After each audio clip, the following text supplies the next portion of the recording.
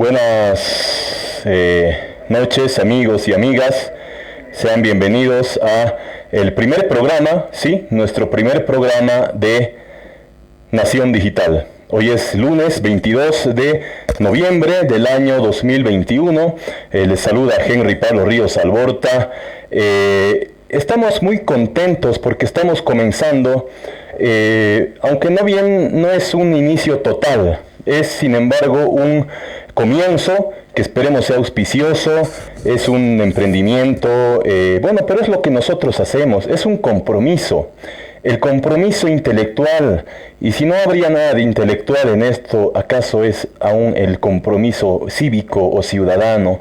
El compromiso también del escritor, del periodista, un gran autor que sufrió mucho, Alexander Solzhenitsyn, les habla Henry Pablo Ríos Alborta, aquel autor del archipiélago Gulag, donde narra las grandes penurias que pasó en la Rusia totalitaria, en la Unión Soviética totalitaria, en los campos de concentración, precisamente en el Gulag. Escribía él que aquel que ha alzado la voz no puede desentenderse luego. Aquel que ha escrito para el público, para sus congéneres, para sus semejantes, no puede luego desentenderse y dejar las cosas así. Nosotros hemos hecho eso, nosotros hemos escrito desde más de 10 años atrás, hemos lanzado la voz, una voz acaso de conciencia nacional, y no podemos desentendernos ahora. Lo hemos hecho desde la prensa, desde los años juveniles, como decía en un video que publiqué por ahí anunciando nuestro primer programa de Nación Digital. Lo hice desde el año 2008, allá escribiendo artículos en la prensa diaria de acá, de Oruro. Tengo acá un bonito recuerdo, por ejemplo, del primer artículo que pude publicar en este matutino orureño, La Patria. Es esta, lo conservo aún. Un artículo titulado La revolución que no fue, lo que es, lo que será, que está acá. Y bueno, la ignorancia es atrevida, ¿no? Este joven frisaba entonces por los 19 años de edad, el año 2008, y de ahí continuamos escribiendo día a día, semana a semana, a veces 2 veces por semana, luego en otros medios, en otros diarios.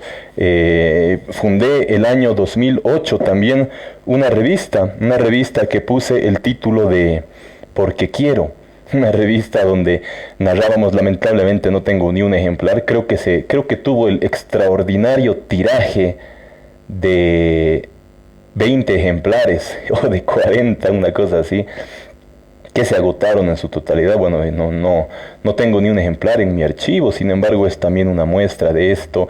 Luego hemos fundado nuestro propio órgano de prensa, donde hemos levantado la voz alto, profundo, el año 2011, el 3 de octubre del 2011, Nación.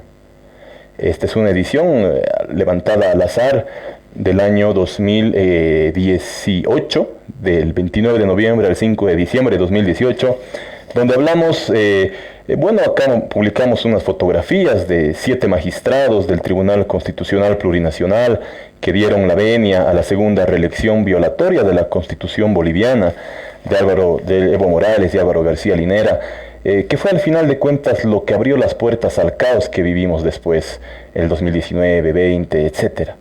Esto tenía el título Violación de la Constitución Boliviana en la segunda reelección presidencial y vicepresidencial de 2014. Crónica del proceso constituyente. Publicamos acá una crónica muy interesante y profunda. Fui hasta Sucre a recopilar los papeles, los archivos de la Asamblea Constituyente. Esa malhadada Asamblea Constituyente que extendió en un año sus labores al no poder concluir con una constitución, y que aquí en Oruro, donde estoy yo, estamos saludándoles en vivo y en directo desde Oruro, Bolivia. Son las 8 de la noche con 8 minutos. Hemos empezado algo puntuales el programa de hoy. Y en realidad aquí en Oruro se promulgó esta constitución en diciembre del año 2007, en medio de una serie de conflictos. Sin embargo, esa misma constitución fue posteriormente modificada en sus partes más importantes, prácticamente en la totalidad. Se modificó ese proyecto que había terminado sus últimas fases en el cuartel de la Calancha, en la Glorieta, en Sucre, ¿no es cierto? De ahí se vino acá en Oruro a raíz de las protestas que hubo y todo lo demás. Sin embargo, en el año 2008 se modificó en octubre en el Congreso Nacional, con participación de los partidos políticos con representación parlamentaria. Estaban Podemos, Unidad Nacional, el Movimiento al Socialismo, y se hizo un acuerdo muy importante, muy interesante, que vale la pena rememorar aquí en esta introducción a este nuestro primer programa de Nación Digital. Vamos a seguir haciendo nación, es una promesa, no vamos a dejar de hacer nación mientras estemos en este mundo, como decía Martin Heidegger. Tenemos aquí un escrito muy importante de Carlos Romero Bonifaz, quien era ministro de gobierno del Movimiento al Socialismo, ¿verdad?, hasta el año 2019. Esta recopilación titula Del conflicto al diálogo, Memorias del Acuerdo Constitucional, como se puede apreciar ahí.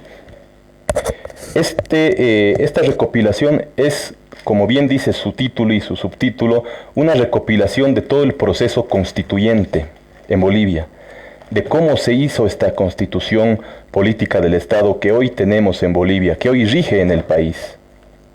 Es un testimonio de primera mano muy importante y donde se lanza un testimonio de gran valor de boca del propio Carlos Romero Bonifaz. Carlos Romero, aquel año 2008, nos retrotraemos en el tiempo, era ministro de Desarrollo Rural y Tierras del Movimiento al Socialismo, del Gobierno Nacional, pero era además constituyente por el MAS, era constituyente, y luego al cesar en sus funciones la Asamblea Constituyente, pasó a ser ministro de Desarrollo Rural y Tierras. Y él publicó estas memorias de todo lo que se hizo en la Asamblea Constituyente, y precisamente había una disposición muy controversial, que era la referente a la reelección.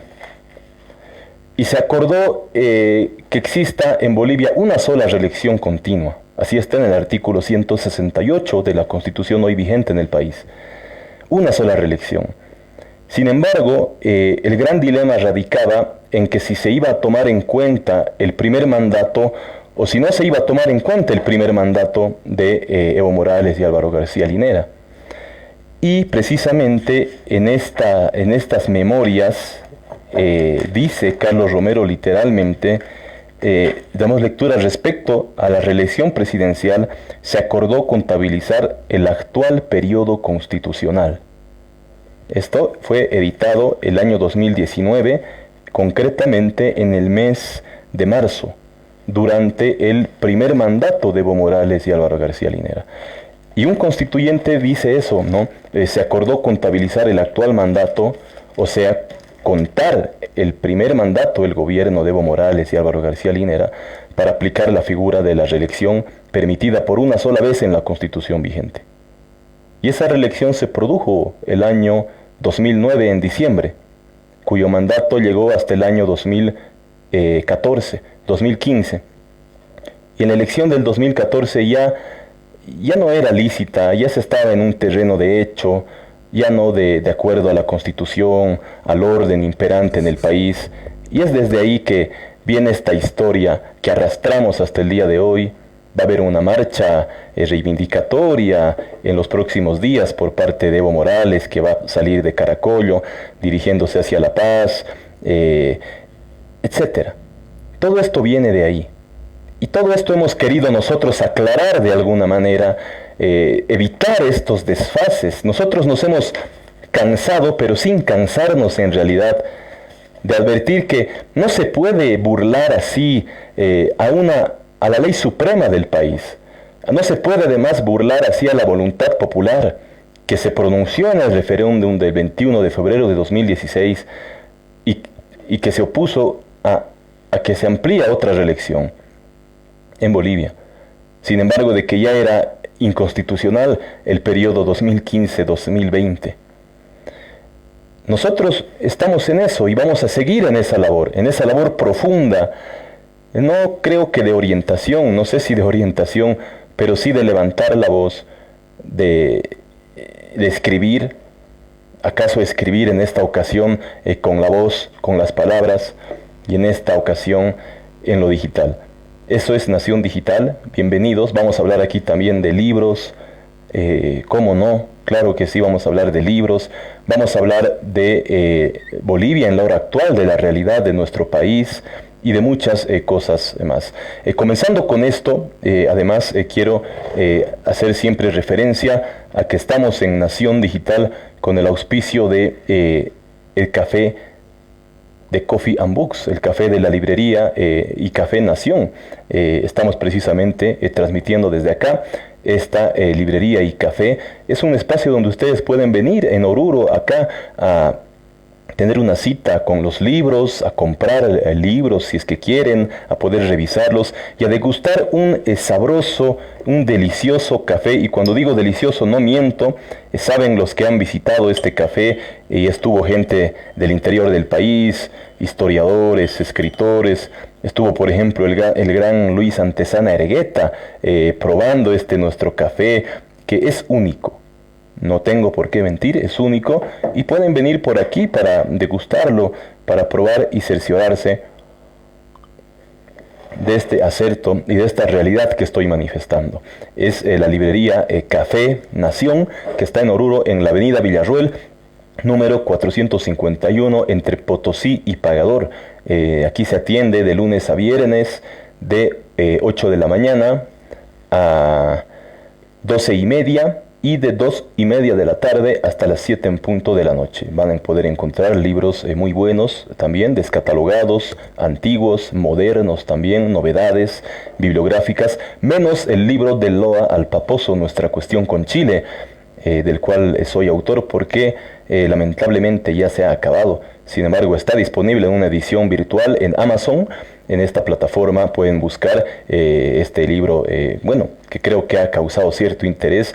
Poniendo de Loa al Paposo en Amazon pueden comprar este libro, que tiene un precio más bajo que la edición física. Sin embargo, es una gran edición virtual. Yo, que era un poco reacio al papel, mejor dicho, a las ediciones virtuales, y muy amante del papel, como se puede ver aquí, realmente creo que en esta época en que vivimos, lo digital, lo virtual, puede prestar un positivo servicio al propósito que se proponen las obras bibliográficas, los libros y todo esto.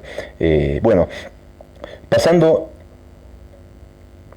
al sector del programa en el cual vamos a hablar sobre Bolivia, nuestro país Bolivia en la hora actual. Ha salido a luz últimamente una propuesta del gobernador de Santa Cruz, Luis Fernando Camacho Vaca, en sentido de de convertir a Bolivia en un estado federal, de implantar el federalismo en Bolivia. Y en realidad era uno de los... hay una inquietud permanente por parte de los dirigentes políticos de Santa Cruz de la Sierra, ¿verdad? Desde hace bastante tiempo ya hay un inconformismo, no se sabe concretamente con qué. Supuestamente era la ley contra la legitimación de ganancias ilícitas y otras cosas, donde se hacen paros, etcétera, etcétera, ¿verdad? Pero el propósito es otro. Hay esta propuesta, existe esta propuesta ya de constituir en Bolivia un estado federal, y suelen evocar en estas propuestas, en estas proclamas, a personas y obras como por ejemplo Andrés Ibáñez. Andrés Ibáñez era un líder político del siglo XIX en Santa Cruz, aquí en Bolivia, pero ha sido un poco mal entendido el propósito y la propuesta política de Andrés Ibáñez. Y queremos un poco llamar a la reflexión desde aquí, desde Nación Digital, en sentido de cuál era la verdadera propuesta de don Andrés Ibáñez. Andrés Ibáñez, acá tenemos un libro muy importante en el primer tomo de la historia del movimiento obrero boliviano de Guillermo Lora. Se habla sobre la propuesta y la revolución igualitaria que se denominó en Santa Cruz, encabezada precisamente por don Andrés Ibáñez. ¿Y qué era lo que se proponía esta revolución igualitaria. Aquí nos dice, no era un federalismo ni cosas así. Andrés Ibáñez fue fusilado posteriormente, pero ellos en realidad tenían postulados de otro tipo. Tenían postulados más bien de una índole socialista. Vamos a dar lectura a algunos párrafos aquí sobre los motivos por los cuales fue fusilado Andrés Ibáñez y cuáles eran los propósitos que tenía en realidad. ¿Cuál era el propósito que tenía él? Dice, por ejemplo, no bien Ibáñez abandonó el escenario de su actividad política, el oficialismo, los propietarios y la gente bien se apresuraron en catalogarlo como comunista peligroso.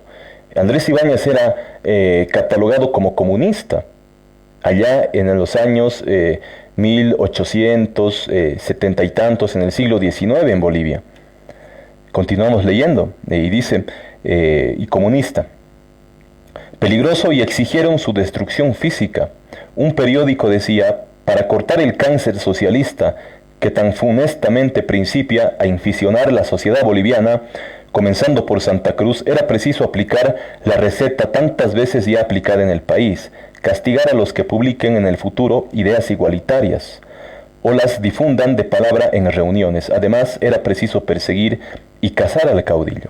Andrés Ibáñez, a través de artículos en la prensa nacional, a través de proclamas y reuniones políticas, en realidad lanzaba ideas igualitarias, de establecer un igualitarismo en el país. No tenía mayormente una visión de establecer un Estado federal, que es algo más moderno, ¿verdad? Se ha ido distorsionando con el tiempo. El motivo concreto por el cual Andrés Ibáñez es fusilado es porque era considerado como una especie de comunista que estaba trayendo las ideas marxistas que estaban en boga, que estaban insurgiendo recién en el mundo. Y bueno, continuamos dando lectura. Guillermo Lora, en el primer tomo de la historia del movimiento obrero boliviano, trata sobre esto.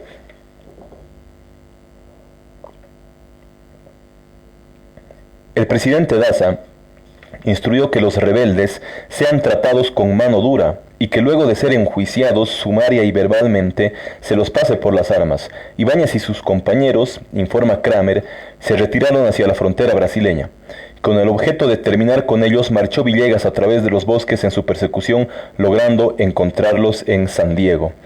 Eran por estos motivos políticos y la revolución igualitaria, como había denominado Andrés Ibáñez a ese sublevantamiento o intento de levantamiento en Santa Cruz, fue el motivo por el cual terminó siendo fusilado. Damos lectura a otros párrafos importantes. Dice, las cosas ocurrieron así. A fines de septiembre de 1875, las autoridades cruceñas mandaron a tomar preso a Andrés Ibáñez y se preparaban a remitirlo a la ciudad de La Paz para ponerlo a disposición del gobierno. El 1 de octubre se sublevó el piquete de soldados que debía conducirlo, dando muerte al comandante general coronel Ignacio Romero. El folleto publicado en Tacna sostiene que eran las 8 de la noche del 1 de octubre de 1876, cuando la columna de guarnición de la ciudad de Santa Cruz, disparando tiros al aire, se amotinó al grito de ¡Viva la Unión! ¡Viva el doctor Ibáñez! ¡Queremos plata! ¡Viva el general Daza! Penetrando luego a la prisión en la que se encontraba el caudillo desde el 29 de agosto. En libertad, Ibáñez fue nombrado por una asamblea popular prefecto del departamento. Así se obró bajo el supuesto de que el gobierno del general Daza no iba a desmentir la medida. Fueron los motivos que guiaron y que ocasionaron en realidad el fusilamiento de Andrés Ibáñez. Es importante hablar y reflexionar hoy sobre estos temas cuando se proponen estos asuntos de federalismo o de otros sistemas políticos en Bolivia, y cuando se levantan banderas que no son correctas históricamente hablando.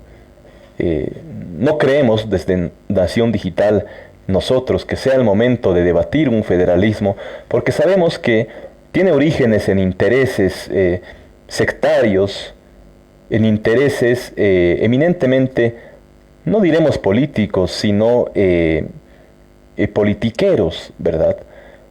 No creemos, no hay una propuesta doctrinaria, histórica, concreta. Esto viene en el momento actual de las luchas intestinas entre un bando y otro, del inconformismo porque sí, y no creemos que sea oportuno, y máxime cuando no hay fundamentos concretos, el debatir hoy en Bolivia el federalismo.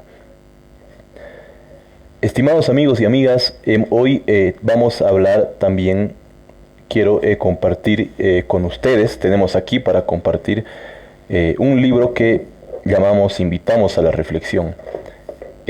Son los documentos para una historia de la Guerra del Chaco de don Daniel Salamanca. Es el archivo personal de Daniel Salamanca, que ha sido publicado en 4 tomos, como se puede apreciar aquí.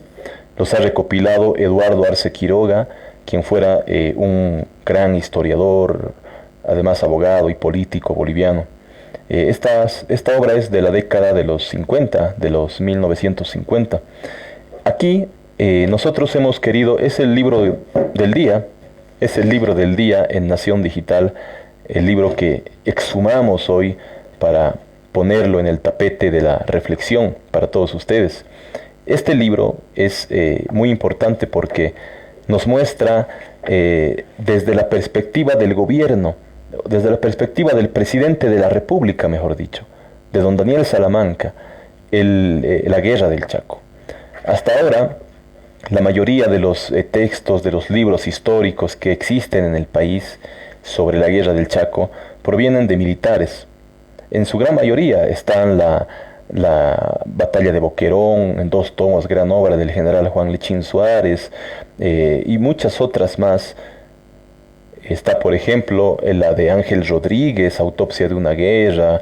En realidad, en su mayoría, al parecer, son militares, a excepción de Mazamaclay, de Roberto Querejazu Calvo, que es una gran obra histórica. Sin embargo, esta es la visión, porque es fama que en la guerra, y fue el gran drama boliviano, la desinteligencia que cundió entre el mando político, entre el gobierno de la República y el mando militar en el sudeste. Esa desinteligencia fue la tragedia que sin duda alguna ocasionó a Bolivia muchas contrariedades que podían bien haberse evitado. Los militares acusaban al presidente de ser el culpable de, primero, estallar la guerra en un momento tan precipitado, de empujar a Bolivia a la guerra. Le acusaban de no darle los elementos necesarios, y Daniel Salamanca tenía una respuesta muy ácida para ello. Lanzó una frase como era su característica y dijo: les he dado todo a los militares, lo único que no he podido darles ha sido inteligencia. Era una de sus frases cáusticas que lo caracterizaban. Por otro lado, Salamanca y sus colaboradores políticos, muchos de ellos combatieron en la guerra, lo acusaban al mando militar, al Estado Mayor, de insubordinación constante, de no acatar y cumplir las órdenes del presidente de la República, y ahí se produjo esta lamentable desinteligencia entre el gobierno y el mando militar, que nunca debería existir, porque el presidente de la República es la cabeza del mando militar, es el capitán general de las Fuerzas Armadas. Hay un dato muy importante que lanza Daniel Salamanca, y que vamos a dar lectura porque no he visto en ningún otro libro de historia sobre la Guerra del Chaco que se hable de esto. Nada más al comenzar, en vísperas de comenzar la guerra, ni bien había empezado en realidad,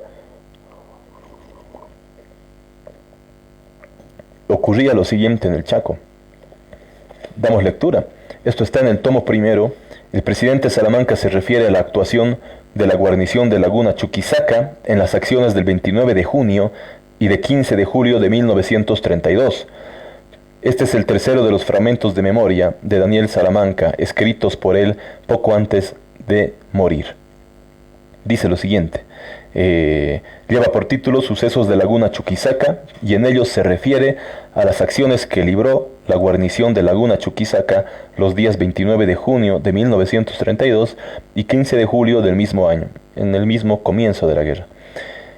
Dice Daniel Salamanca, inédito, el jefe de Estado Mayor General, según su informe, había enviado a Laguna Chuquisaca refuerzos que debían elevar su guarnición a 150 hombres, con los cuales creía seguro el rechazar cualquier intento paraguayo. Esta presunción de nuestra superioridad militar fue la que nos precipitó y nos perdió. Paraguay se retiró de estampida de las conferencias de Washington y acudió al ataque de la laguna con fuerzas muy superiores y seguramente mejor armadas y municionadas que las nuestras. El informe posterior del mayor Moscoso expresa que su fuerza estaba en su mayor parte compuesta de reclutas y que sus víveres eran sumamente escasos. El 29 de junio de 1932, una pequeña avanzada nuestra de 8 hombres fue sorprendida, rodeada y masacrada por el enemigo. El cadáver del subteniente Arévalo, que mandaba nuestra avanzada, fue salvajemente mutilado. La guarnición nuestra no se apercibió de este choque a causa del viento contrario, sino cuando un soldado llegó huyendo al campamento. El mayor Moscoso se apercibió a la defensa. El ataque paraguayo a la guarnición comenzó el 15 de julio, con intentos de asalto que fueron fácilmente rechazados. Manifiestamente era una operación militar de novicios, la paraguaya, que hubiera podido sin esfuerzo ser desbaratada. Los paraguayos, escarmentados de asaltar, abrieron un nutrido fuego de artillería que duró 2 días completos, o aún menos, sin causar más que 2 heridos. Los nuestros, con solo permanecer en sus puestos, habían dominado la situación, y todo el curso de los acontecimientos habría sido distinto y favorable para nosotros. Pero el mayor Moscoso nos dice que en esta situación y por su cuenta, los capitanes Urcullo y Rodríguez se habían retirado con sus fuerzas en desorden, abandonando el campo el 16 de julio. Cuando el mayor Moscoso fue a revisar sus posiciones, los halló desiertas, quedando él con una pequeña fracción de soldados. Desamparado por los suyos, también tuvo que retirarse. El enemigo no se apercibió de su fácil victoria y siguió bombardeando las posiciones desiertas hasta el día siguiente. Pocas veces se habrá presentado un acto de cobardía como este, y creo que nunca un acto de tal de cobardía habrá tenido consecuencias más funestas, si entonces hubiera sido rechazado el enemigo. Debo agregar de paso que posteriormente, enterado de este hecho, ordené el inmediato enjuiciamiento y castigo de los culpables. Yo imaginaba entonces que la disciplina militar era cosa muy grave y que luego vendría el castigo. Era una candorosa ilusión que entonces empezó a desvanecerse. Contestáronme que sí, que se abriría el juicio, y me parece que aún se tomaron declaraciones sobre lo ocurrido en la laguna Chuquisaca. Pero nunca vino el momento de la sanción, y alguna reclamación mía me contestaron que los apuros de la guerra impedían proseguir el juicio. Una observación más antes de pasar adelante, porque ella señala una de las causas más poderosas de nuestros desastres, a saber, no recuerdo haber conseguido ni una sola vez el esclarecimiento de las más patentes faltas militares, ni la sanción de los altos jefes culpables, ante todo y sobre todo, el compañerismo aún por encima de la defensa nacional. Por una cadena de actos de esta naturaleza, hemos visto a ese espíritu militar dar su flor más preciada en el motín del 27 de noviembre de 1934 en Villamontes. El corralito de Villamontes. Sigue Salamanca. Llegados a La Paz, las primeras noticias de la vergüenza de Laguna Chuquisaca, obligué al coronel Peña, egresado ya del hospital, a trasladarse sin demora al sudeste, con encargo de tomar los fortines Corrales y Toledo en vía de represalia. La noticia del desastre se difundió en La Paz causando grande conmoción. Se empezaba a culpar al gobierno, sin desconfiar aún de nuestra victoria. Esta era la ilusión común que engañaba a todos. Quiero recordar el consejo de gabinete celebrado la noche del 18 de julio con asistencia del general Osorio, jefe del Estado Mayor. Fue unánime el acuerdo en la necesidad de una represalia inmediata. Haciendo el balance de nuestras escasas fuerzas del sudeste, yo indiqué al general Osorio la urgencia de hacer avanzar a esa región al batallón Colorados, que se hallaba más o menos entre Engavi y Picuiba, trabajando en el ensanche del camino. El general Osorio se opuso tenazmente a esa medida y yo insistí en ella, acabando por convertir mi indicación en una orden terminante. El general me expresó que prefería dejar su cargo antes que cumplir esa orden. Me contuve y aún le pregunté, ¿qué haría usted, mi general, dejando su cargo?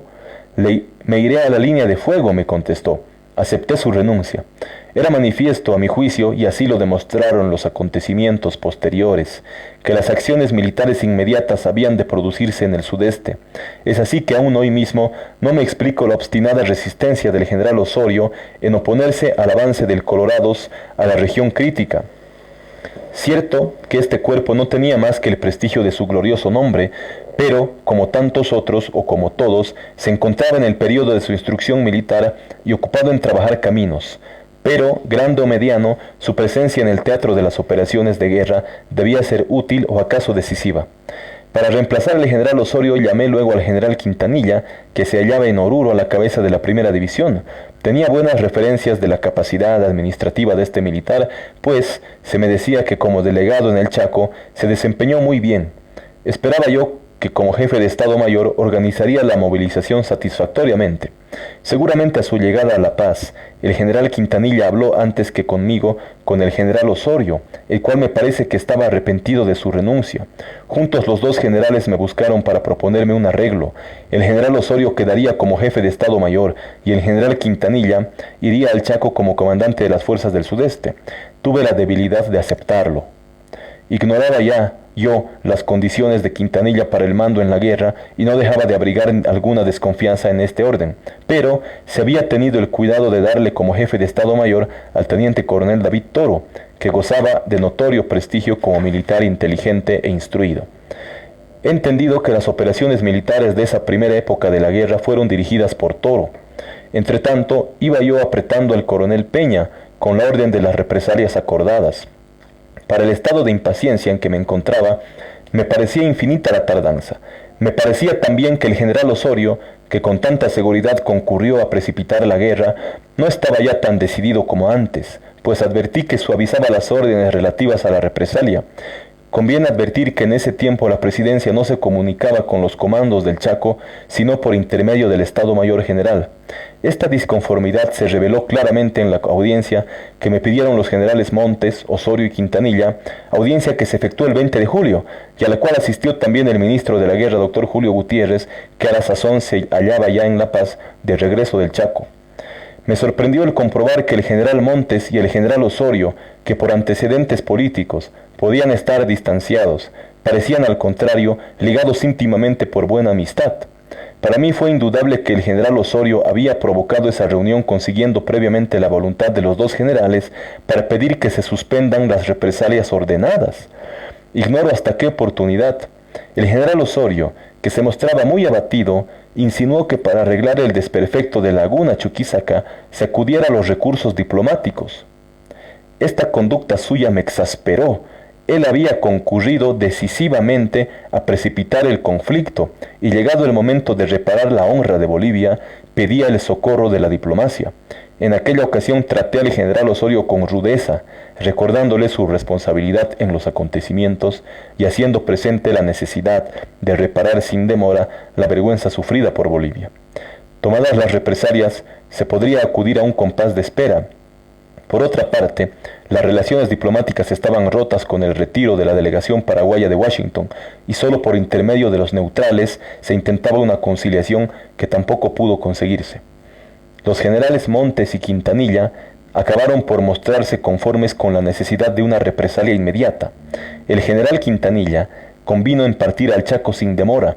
Por otra parte, las anteriores órdenes de represalia produjeron su efecto, pues nuestras tropas tomaron el fortín Corrales el 26 de julio de 1932, antes de la llegada del general Quintanilla a su destino. Las cordiales relaciones de los tres generales no tenían, a mi modo de ver, otra explicación que la conexión masónica, pues se decía que el general Osorio era algo así como el gran maestre de la masonería boliviana. En tiempos anteriores a la guerra, este general hizo al Chaco un viaje que yo miré con gusto. Posteriormente se me dijo que el objeto principal de ese viaje fue el de coger a los jóvenes oficiales en la red masónica. Siempre había considerado yo este enigma con indiferencia, hasta que esos y otros indicios me hicieron comprender su importancia. Muchos sucesos que aparecen vestidos de ropaje ordinario se deben probablemente al trabajo subterráneo de la masonería.